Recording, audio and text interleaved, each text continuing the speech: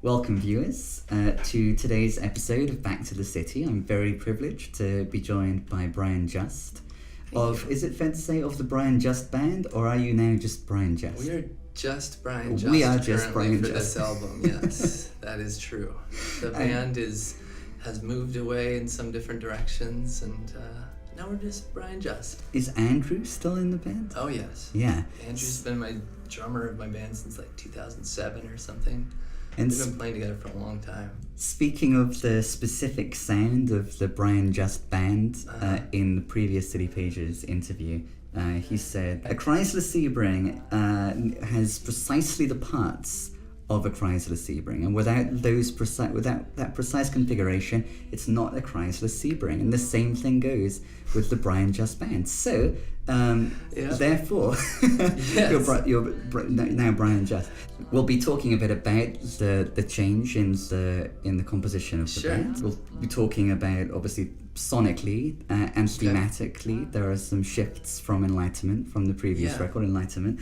But to begin with, turn up your turntables. They're alive. We can do this for the first time. They're alive. Yeah, that's from Electricity, yes. Which was like the big hit on, yes. on If You Like to Be Alone or If You Need to Be With Someone, the first record. Turn up your turntables, they're alive. This is the first time that one can turn up one's turntables to a Brian Just record. That's true. Because it's coming out on vinyl. Vinyl. We made 200 of them only. I was trying to make sure media was like, any sort of media I could hold in my hands was special anymore.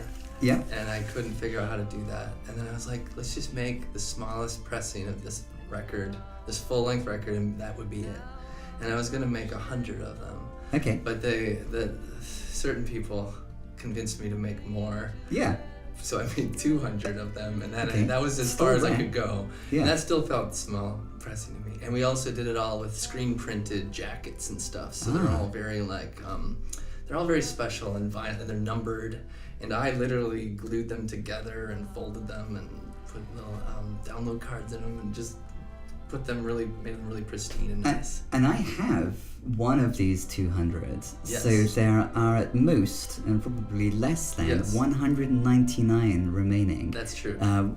Here is one visual aid that we'll be referring to in the interview is the notepad that you use to write the lyrics. I'm going to grab the CD. Okay.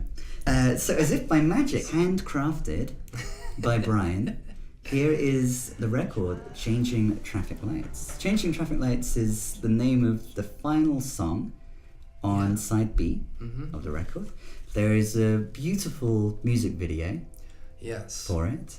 And the name of I will agree with that. Yeah. And so that turned out I was really happy with the way that turned out. There's a series of music videos. Yeah. 2 so far, or 2 in total? There's going to be 3. 3, okay. And which is, so She is the second, or the first. I call that the sister to the Changing Traffic Lights video. They're films by Alex Johnson. Alex Johnson, yeah. Yeah.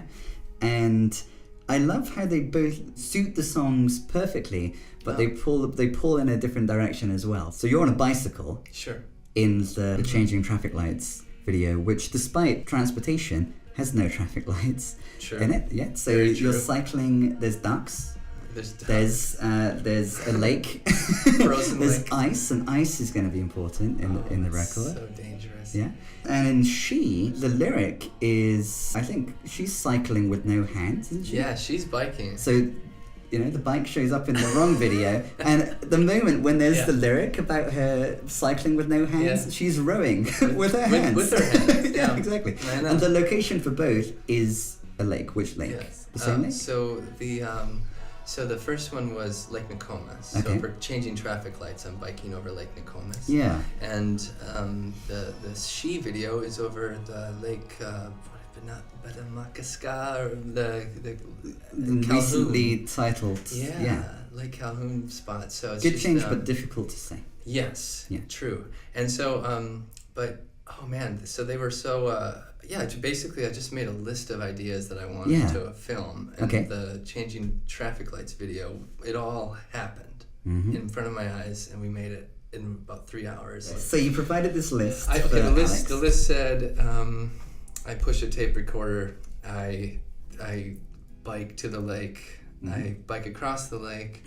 I bike across the lake with a kite. The kites. I bike on the lake with a kite while airplanes are flying over. I said ducks or birds or animals, and I said all these things, and we went through the list, and then I said I wanted to play piano with my wife and my son at the end, and it was like we couldn't have not. The ducks were right there when we needed them. The airplane flew over right as the kite took off fully. I was just like, the universe agreed. It was not only Alex, but also the universe. Yes. Thought, yes, these are good ideas. I've always wanted to film in this particular area too. It seems like the most film like ready areas. There's like this crabapple tree grove along the Minnehaha Parkway, which is right off the main road of the Minnehaha Parkway. But it's like a crabapple.